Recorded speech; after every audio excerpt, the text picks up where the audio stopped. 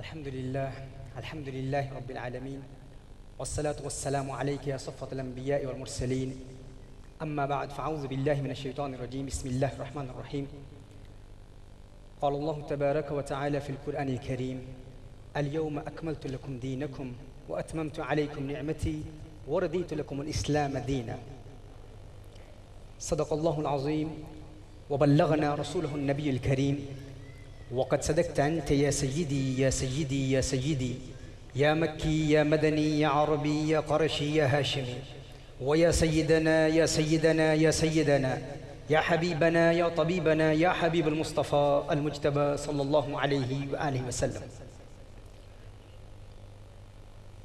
حاضرین مجلس، آج کی اس بزم پاک میں قرآن کریم کی جس آیہ مبارکہ کو سرنامہ سخن کی حیثیت سے تلاوت کرنے کا شرف حاصل ہوا. اس میں خلاق کی کائنات نے ارشاد فرمایا، محبوب آج کے دن آپ کے لیے ہم نے آپ کے دین کو مکمل کر دیا، وَأَتْمَمْتُ عَلَيْكُمْ نِعْمَتِي، اور آپ پر اپنی تمام نعمتوں کو تمام کر دیا، وَرَضِيتُ لَكُمُ الْإِسْلَامَ دِينًا، اور آپ کے لیے دین اسلام کو پسند فرمایا. یاد رکھیے، یہ قرآن کریم کی آیا نبی کریم صلی اللہ علیہ وآلہ وسلم کی خصوصیت ہے. یہ اسی امت مسلمہ کا طرہ امتیاز ہے، اسپیشیالٹی ہے کہ نبی کریم صلی اللہ علیہ وآلہ وسلم کو یہ آیت عطا کی گئی. سیدنا آدم علی نبینا وعلیہ الصلاۃ والتسلیم سے لے کر سیدنا عیسیٰ علی نبینا وعلیہ الصلاۃ والتسلیم تک جتنے بھی انبیاء اور رسل گزرے ہیں، کسی سے اللہ جل وعلا نے یہ نہیں فرمایا کہ ہم نے اپنا دین مکمل کر دیا.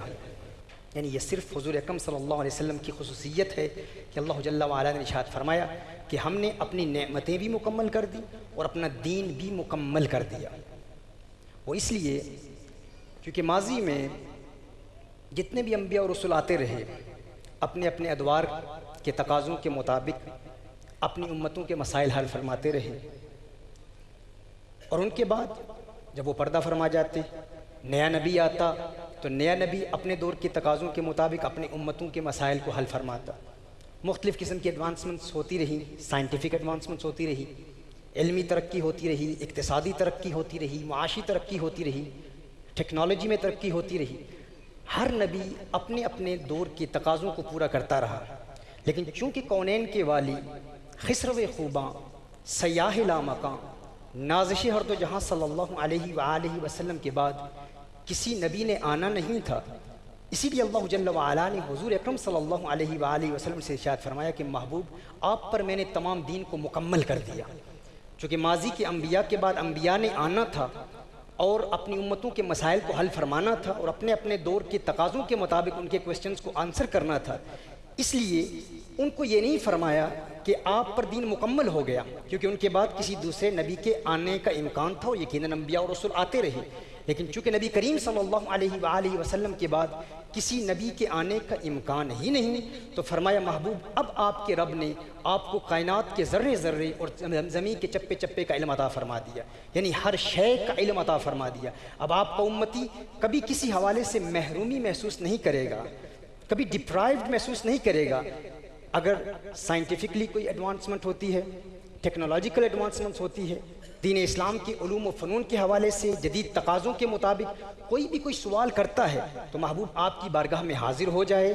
اسے در در کی ٹھوکریں کھانے کی ضرورت نہیں ہے، کسی کے دروازے پر دستک دینے کی ضرورت نہیں ہے. وہ کونین کے والی صلی اللہ علیہ وآلہ وسلم کی چوکھٹ میں حاضر ہو جائے. جس طرح رومی کشمیر فرماتے ہیں، در در دیے در در نالوں در بن جا اک دردا، در در دیے در در نالوں در بن جا اک دردا، چول کتا کیوں اخویندائیں در بن وقتاں وردہ.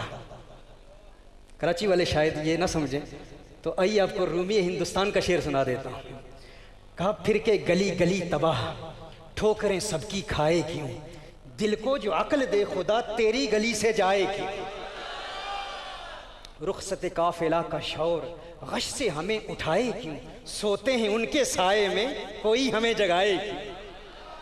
کوئی کسی دور میں بھی حضور اکرم صلی اللہ علیہ وسلم کی بارگاہ میں حاضر ہو جائے، کسی حوالے سے بھی رہنمائی کا طلبگار ہو، وہ علم افعال الاعضاء میں رہنمائی چاہتا ہو، فزیالوجی میں رہنمائی چاہتا ہو، حضور کی بارگاہ میں حاضر ہو جائے، قرآن کریم کی آیات کا مطالعہ کرے، سورہ نحل کا مطالعہ کرے، اسے فزیالوجی میں بھی رہنمائی حاصل ہو جائے گی۔ وہ ایمبریولوجی کو اسٹڈی کرنا چاہتا ہے، سورہ علق کا مطالعہ کر لے۔ فرمایا اقرأ بسم ربک الذی خلق خلق الانسان من علق اقرأ وربک الاکرم۔ اور مزید اگر مطالعہ کرنا چاہے سورہ طارق کا مطالعہ کر لے۔ فرمایا والسماء والطارق وما ادراک ما الطارق النجم الثاقب ان کل نفس لما علیہ حافظ فلینظر الانسان مما خلق۔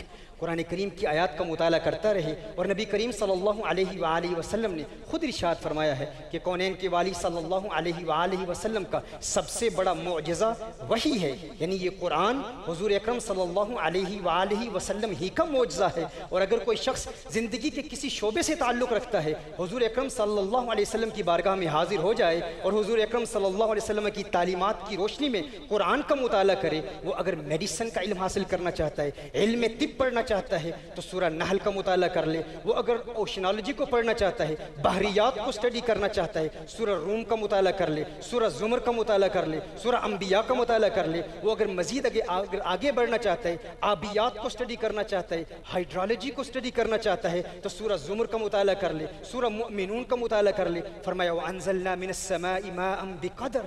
اور اگر وہ آبیات سے آگے بڑھ کر اگر وہ جیولوجی کو اسٹڈی کرنا چاہتا ہے، ارضیات کو اسٹڈی کرنا چاہتا ہے تو وہ سورہ نبا کا مطالعہ کر لے۔ فرمایا أَلَمْ نَجْعَلِ الْأَرْضَ مِهَادًا وَالْجِبَالَ أَوْتَادًا وَخَلَقْنَاكُمْ أَزْوَاجًا وَجَعَلْنَا نَوْمَكُمْ سُبَاتًا وَجَعَلْنَا اللَّيْلَ لِبَاسًا۔ قرآن کریم میں اللہ جل وعلا نے امت مسلمہ کی ہر حوالے سے رہنمائی فرمائی ہے۔ اور اگر ارضیات سے آگے بڑھ کر وہ علم فلکیات پڑھنا چاہتا ہے اور ایسٹرونومی اسٹڈی کرنا چاہتا ہے، ایسٹرونومی کا مطالعہ کرنا چاہتا ہے تو پھر سورہ انبیاء کا مطالعہ کر لے۔ اگر ایسٹرونومی سے آگے بڑھ کر وہ زوالوجی کو اسٹڈی کرنا چاہتا ہے، اگر زوالوجی کا مطالعہ کرنا چاہتا ہے، حیوانیات کو اسٹڈی کرنا چاہتا ہے، سورہ نمل کا مطالعہ کر لے، سورہ عنکبوت کا مطالعہ کر لے۔ اگر فزکس کو پڑھنا چاہتا ہے تو طبیعیات کا مطالعہ کرنا چاہتا ہے، اس میں بھی رہنمائی حاصل کرنا چاہتا ہے۔ فرمایا میرے محبوب میں نے تجھے کسی حوالے سے محروم نہیں رکھا، تیرا امتی جس دور میں بھی جو رہنمائی چاہے گا، زندگی کے جس شعبے سے بھی وہ تعلق رکھتا ہے، جس قسم کی رہنمائی کا طلبگار ہے اسے مل جائے گی۔ اگر وہ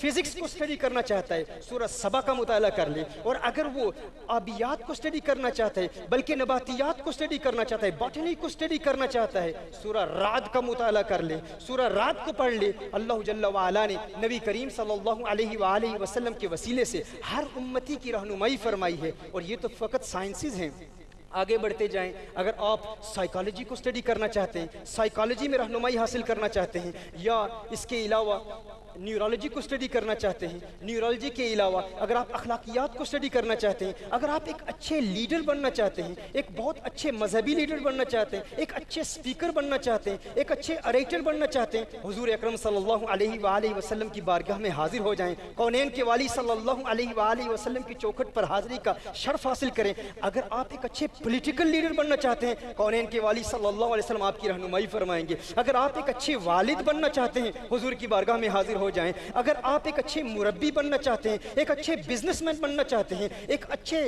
تاجر بننا چاہتے ہیں، مثال آپ صلی اللہ علیہ وآلہ وسلم کی بارگاہ میں حاضر ہو جائیں۔ اور قیامت تک جتنے بھی فنون، جتنی بھی سائنسز، جتنے بھی علوم متعارف ہوں گے، اب حضور کے بعد چونکہ کسی نبی نے آنا نہیں، کرنوں بدلی رسولوں کی ہوتی رہی، چاند بدلی کا نکلا ہمارا نبی، کون دیتا ہے دینے کو منہ چاہیے، دینے والا ہے سچا ہمارا نبی۔ اور کیا خبر کتنے تارے کھلے چھپ گئے پر نہ ڈوبے نہ ڈوبا ہمارا نبی۔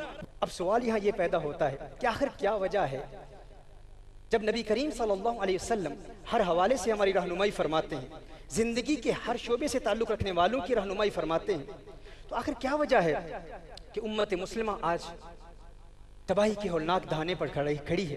آپ دیکھ رہے ہیں کہ فتنہ و فساد کی آگ نے امن عالم کو خاکستر کر دیا ہے۔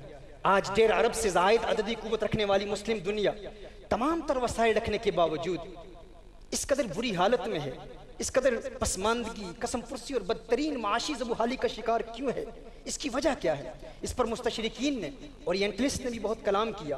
اورینٹلسٹ کا ایک بہت بڑا اعتراض یہ بھی ہے، وہ یہ کہتے ہیں کہ اگر ایک انسان کو اللہ نے اتنی قوت عطا فرمائی، اتنی صلاحیت عطا فرما دی، اس قدر انعامات سے نوازا، پہلی بات تو یہ ہے کہ ان کے نزدیک یہ لاجیکل بات ہی نہیں ہے۔ وہ کہتے ہیں کہ انسانی عقل اس کو قبول ہی نہیں کر سکتا، انسان کے فہم اور ادراک اور شعور کی حد بندیوں سے یہ متجاوز بات ہے کہ ایک انسان ہر حوالے سے رہنمائی کر سکے، یہ کیسے ممکن ہے؟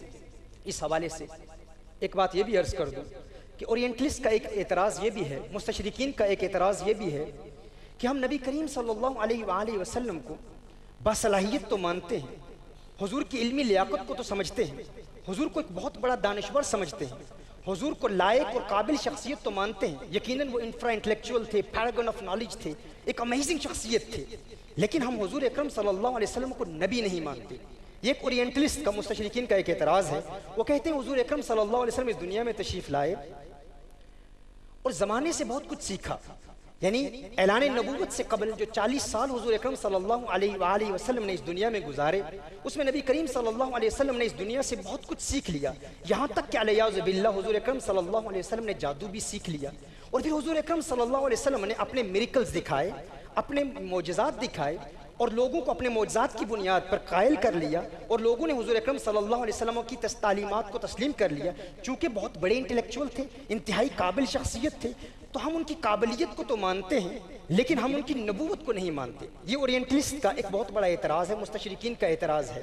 میں کہا کرتا ہوں کہ مستشرقین کے اس اعتراض کا سب سے بڑا جواب محافل میلاد مصطفیٰ صلی اللہ علیہ وسلم ہے۔ ان کا اعتراض یہ ہے کہ حضور اکرم صلی اللہ علیہ وسلم نے 40 سال دنیا میں آ کر بہت کچھ سیکھا، زمانے نے حضور کو بہت کچھ سکھایا، دنیا سے سیکھ کر حضور اکرم صلی اللہ علیہ وسلم نے اپنے میریکلز دکھائے ہیں۔ میں کہا کرتا ہوں، اور اکثر ہماری محافل میں، UK میں، ویسٹرن ورلڈ میں ہم دیکھتے ہیں کہ بے شمار ایسے نن مسلمز ہماری کنونشنز میں آتے ہیں، ہم ان کو میلاد مصطفیٰ صلی اللہ علیہ وسلم کے معجزات سناتے ہیں، ہم کہتے ہیں میلاد مصطفیٰ صلی اللہ علیہ وسلم کے معجزات سن لو، میریکلز دیکھ لو۔ ایک معجزہ آپ سماعت فرما لیں، بے شمار معجزات آپ جانتے ہیں، اکثر محافل میں بیان کیے جاتے ہیں، اور لوگ کہا کرتے ہیں کہ ان معجزات کو بیان کرنے کا کیا فائدہ؟ اس کا فائدہ یہ ہے کہ بے شمار نن مسلمز جو حضور کی ذات پر اعتراض کرتے ہوئے کہتے ہیں کہ حضور نے زمانے سے بہت کچھ سیکھا۔ میں پوچھنا چاہتا ہوں، اگر زمانے سے بہت کچھ سیکھا تو حضور اکرم صلی اللہ علیہ وسلم نے جب 40 سال اس دنیا میں گزارے تو اس وقت زمانے سے سیکھا ہوگا نا، لیکن میلاد کے وقت جو معجزات دکھائے وہ کس سے سیکھے تھے؟ وہ کس سے سیکھے تھے؟ وہ علم کس سے حاصل کیا تھا؟ حضور دنیا میں تشریف لاتے ہیں، آتے ہیں تو پہلے سے کنگھی کی ہوئی ہے، آنکھوں میں سرما پہلے سے لگا ہوا ہے، ختنہ پہلے سے ہو چکا ہے۔ یہ سب کچھ کیوں ہو رہا ہے؟ حضور اکرم صلی اللہ علیہ وسلم آسمان سے جب آتے ہیں، حضور اکرم صلی اللہ علیہ وسلم کے میلاد کے فوراً بعد ایک بادل آسمان سے آتا ہے، حضور کو اٹھاتا ہے، حضور پرواز کر رہے ہیں، ملائکہ سے تعارف ہو رہا ہے، جنات سے تعارف ہو رہا ہے، انبیاء سے تعارف ہو رہا ہے، حضور اکرم صلی اللہ علیہ وسلم کی عظمتوں کے ترانے ملائکہ الاپ رہے ہیں، آسمانی مخلوقات کا نزول ہو رہا ہے، حوریں جنت سے آ رہی ہیں، مشروبات پلا رہی ہیں۔ یہ سب کیوں ہو رہا ہے؟ کیسے ہو رہا ہے؟ یہ حضور ہی کے تو معجزات ہیں نا، نبی کریم صلی اللہ علیہ وسلم کے معجزات ہیں۔ میں پوچھنا چاہتا ہوں، آپ کہتے ہیں کہ زمانے سے حضور نے بہت کچھ سیکھا، میلاد کے وقت کے معجزات کا جواب کیا ہے؟ اس وقت تو حضور نے کسی سے کچھ نہیں سیکھا تھا نا، وہ فقط اللہ سے سیکھ کر آئے تھے، اسی لیے کنگھی پہلے سے کی ہوئی ہے، سرما پہلے سے لگا ہوا ہے کہ آمنہ تیری شان تو بہت بلند و بالا ہے، بہت عرفہ و اعلیٰ ہے، لیکن اے آمنہ تو بھی یہ نہ کہہ سکے گی کہ میں نے اپنے محمد کو سنوارا ہے، جسے اللہ نے سنوار کر بھیجا ہے، وہ دنیا کو سنوارتا ہے، دنیا اسے سنوار نہیں سکتی۔ جو اللہ سے سیکھ کے آیا ہے وہ دنیا کو سکھاتا ہے، دنیا اسے سکھا نہیں سکتی۔ اور پھر وہ سیکھتا کیسے ہے؟ کس قدر سیکھتا ہے؟ اللہ کو دیکھتا ہے، اللہ کے مشاہدات میں ایسے محو ہو جاتے ہیں، اور جو اللہ کو دیکھ لے اس کے علم میں کیا اضافہ ہوتا ہے؟ یہی کہا بریلی کے قلندر نے کہ اور کوئی غیب کیا تم سے نہا ہو بلا، جب نہ خدا ہی چھپا تم پہ کھڑو روں درود۔ یہ میرے آقا صلی اللہ علیہ وسلم کے تصرفات کا عالم ہے۔ میں پوچھنا چاہتا ہوں، دنیا کے اورینٹلسٹ مستشرقین جب اعتراض کرتے ہیں، ان کو میلاد مصطفیٰ صلی اللہ علیہ وسلم کے معجزات بیان کیا کرو۔ میرے آقا صلی اللہ علیہ وسلم دنیا میں تشریف لاتے ہیں، مستدرک امام حاکم کی حدیث ہے، صحیح بخاری اور صحیح مسلم کی شرطوں پر امام حاکم نے حدیث کو جمع کیا ہے، اور مستدرک امام حاکم کی احادیث کی توثیق اگر امام ذہبی فرما دیں تو حدیث کو مزید تقویت مل جاتی ہے، اور شیخ البانی نے اپنے سلسلۃ الصحیحہ میں بھی اس حدیث کو صحیح حدیث قرار دیا ہے۔ حضور اکرم صلی اللہ علیہ وسلم ارشاد فرماتے ہیں کہ جب میری ولادت ہوئی تو میری والدہ کہتی ہیں کہ میری والدہ کے بطن اطہر سے ایک نور نکلا، اور اس نور کی برکت یہ تھی کہ حضور اکرم صلی اللہ علیہ وسلم کی والدہ نے مکہ المکرمہ میں بیٹھے ہوئے شام کے محلات کو دیکھ لیا۔ یہ اس نور کا اثر ہے. اس پر میں سائنٹیفکلی بہت دلائل پیش کر چکا ہوں ماضی میں بھی کہ جس طرح ایکس ریز کی روشنی جب کسی چیز پر پڑتی ہے اسے ٹرانسپیرنٹ بنا دیتی ہے. ڈاکٹر ولہم جو جرمنی کا ایک معروف ڈاکٹر تھا، اس نے جب ایکس ریز کو ایجاد کیا تو اس نے کہا کہ جب ہائی ریڈیشن، جب روشنی electromagnetic waves high radiation high energy پر پہنچتے ہیں تو کسی لوہے پر پڑتے ہیں تو اسے بھی ٹرانسپیرنٹ بنا دیتے ہیں. سوال یہ پیدا ہوتا ہے آمنہ آپ یہ بتائیں کہ مکہ المکرمہ کے گرد بہت بڑے بڑے پہاڑ ہیں، شام تو بہت دور ہے، آپ نے مکہ المکرمہ میں بیٹھ کر شام کے محلات کو کیسے دیکھ لیا؟ میں کہا کرتا ہوں ایکس رے کی روشنی اور اس کی ہائی ریڈیشن پر بات کرنے والوں کبھی نور مصطفیٰ صلی اللہ علیہ وسلم کا بھی تذکرہ کیا کرو. میرے آقا کے نور کی شعاؤں کا ایسا اثر تھا کہ مکہ المکرمہ کے گرد جتنے پہاڑ تھے وہ ٹرانسپیرنٹ ہو گئے، اور سیدہ آمنہ نے مکہ المکرمہ سے مکہ المکرمہ میں بیٹھے ہوئے شام کے محلات کو دیکھ لیا. یہ نور مصطفیٰ کا اثر ہے. یہاں یہ جملہ بھی آپ کی بارگاہ میں پیش کر دیتا ہوں کہ سیدہ آمنہ مکہ المکرمہ میں ہے، نور مصطفیٰ کو دیکھتی ہیں. مکہ المکرمہ میں بیٹھ کر جو نور مصطفیٰ کو دیکھے، مکہ المکرمہ میں بیٹھے ہوئے شام کے قصور کو دیکھ لے، آپ کا کیا خیال ہے کہ اس نور کے مشاہدے کا عالم کیا ہوگا؟ جو اس نور کو دیکھے، مکہ المکرمہ میں ہو، شام کو دیکھ لے، اس نور کے مشاہدات کا عالم یہ ہے کہ وہ مدینہ المنورہ میں ہے اور کراچی والوں کی محفل کو دیکھ رہے ہیں. مجھے بتائیے کیا لاجیکل ریزن پیش کریں گے؟ اورینٹلسٹ مستشرقین کیا بتائیں گے کہ حضور اکرم صلی اللہ علیہ وسلم نے یہ سارے معجزات کیسے دکھائے؟ پتہ چلا وہ دنیا سے نہیں سیکھے، وہ رب سے سیکھ کے آئے ہیں. آج بھی میرے آقا صلی اللہ علیہ وسلم کی تصرفات کا سلسلہ جاری ہے. آج بھی کوئی آقا صلی اللہ علیہ وسلم کو دل سے پکارے، رب کعبہ کی قسم مدینے والے آقا ہماری آواز سنتے ہیں، ہماری پکار کو سنتے ہیں، ہماری تمناؤں کو جانتے ہیں، ہماری آرزوؤں کو جانتے ہیں. کوئی دل سے پکار کے تو دیکھے، کوئی آقا صلی اللہ علیہ وسلم کو پکارے. اس پر قرآن و سنت کی روشنی میں بہت تفصیل سے ہم خطابات کرتے ہیں، بیانات کرتے ہیں. آج آپ کی طبیعتوں کی ضیافت کے لیے عامر فیاضی صاحب نے مجھے کہا تھا کچھ محبت کی بات ہو جائے. بہت زیادہ حبیب جامی بھی کہہ رہے تھے ٹیکنیکل باتیں نہیں کرنی، زیادہ علمی باتیں ہو گئی تو وقت اس کے لیے بہت چاہیے. صرف ایک عشق کی بات کر دوں اور اسی پر اپنا کلام ختم کرتا ہوں. اور دعا سے قبل میں انشاءاللہ تعالی چند آپ کو ایسے نکات پیش کروں گا آج کی اس محفل میں جو ہم مختلف پورے کراچی میں، جہاں پر کراچی، لاہور، اسلام آباد کی بڑی بڑی یونیورسٹیز کے اسٹوڈنٹس سے جو ہمارے خطاب ہوئے، اس میں بیانات کے دوران ہم نے کچھ سروے کیا ہے کہ ایک پاکستانی کے لیے سکسیس کا معیار کیا ہے، کامیابی کا معیار کیا ہے. حضور کی تعلیمات کے ذریعے آپ ایک کامیاب بزنس مین کیسے بن سکتے ہیں؟ حضور کی تعلیمات کے ذریعے آپ ایک کامیاب ڈاکٹر کیسے بن سکتے ہیں؟ ایک کامیاب انجینئر کیسے بن سکتے ہیں؟ اس پر ہمارے ڈیٹیل لیکچرز تھے، لیکن مجھے علم نہیں تھا کہ 20 منٹ کی صرف گفتگو ہے. فقط اس پر انشاءاللہ دعا سے قبل چند باتیں میں عرض کروں گا. آئیے فقط ایک محبت کا واقعہ آپ کی گوش گزار کروں. امام تفتزانی کا نام تو آپ نے سنا ہوگا نا. تفتزانی کون ہے؟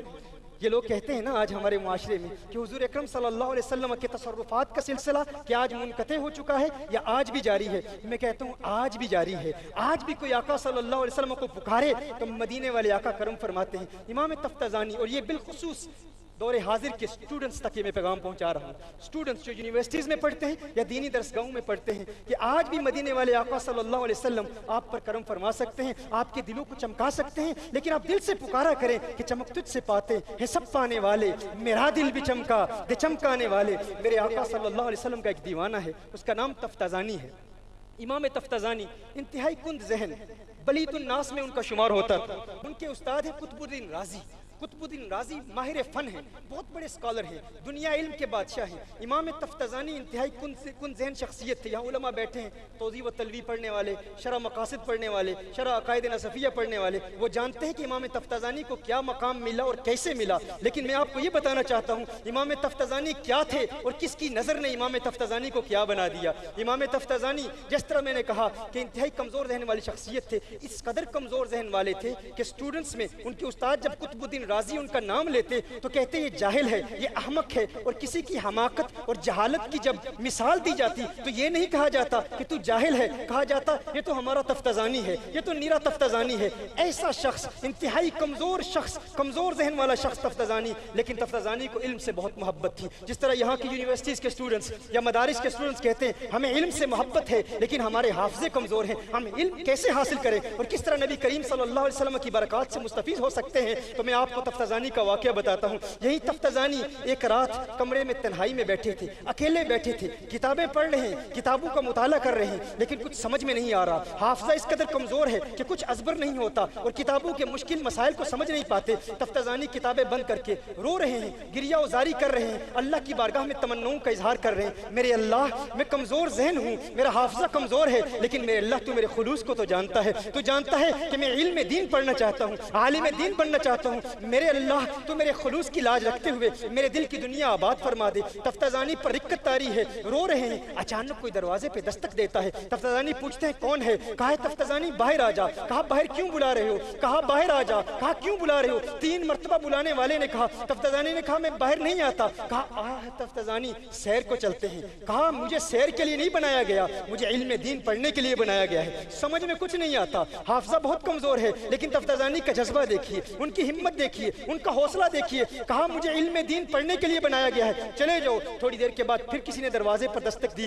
تفتزانی باہر آ جا۔ کہا میں نے تمہیں کہا ہے میں نہیں آ سکتا، چلے جاؤ۔ کہا پھر دروازے پر دستک دی، پھر پکارا۔ کہا کیوں بلا رہے ہو؟ کہا تمہیں پتہ ہے تمہیں کس نے بلایا ہے؟ کس نے بلایا ہے؟ کس کی جانب سے بلاوا آیا ہے؟ بلانے والا کون ہے؟ میں آپ کو بتاؤں، تفتزانی کا دور آج سے 800 سال قبل کا ہے، اور میرے آقا صلی اللہ علیہ وسلم اس سے بھی 600 سال پہلے پردہ فرما چکے تھے۔ کہا تفتزانی جانتے ہو باہر کون آیا ہے؟ کہا کون آیا ہے؟ کہا مدینے والی سرکار آ گئے ہیں، کونین کے والی آ گئے ہیں۔ وہ تفتزانی جو کبھی کتابوں کو چھوڑتا نہیں تھا، وہ کتابوں کو بند کر کے وہاں سے اٹھتا ہے، اپنے جوتے بھی بھول جاتا ہے، اپنی دستار بھی بھول جاتا ہے، اپنا جبہ بھی بھول جاتا ہے۔ وہ جو کتابوں کو چھوڑ نہیں سکتا تھا، آج کتابوں کو بھول گیا، کیونکہ آج کتابوں والا آ گیا ہے۔ گویا کہ تفتزانی کہہ رہا ہے چک گھونگٹ شرم ہی جابانو، چھٹ درس تے پھوک کتابانو، ایتھے کم نہیں پڑھن پڑھاون دا، سکھ چج کوئی یار مناون دا، سکھ چج کوئی یار مناون دا۔ یار منانے کی بات کریں، تفتزانی فوراً باہر چلا جاتا ہے، باہر چلا جاتا ہے، دیکھتا ہے کہ میرے آقا صلی اللہ علیہ وسلم موجود ہیں۔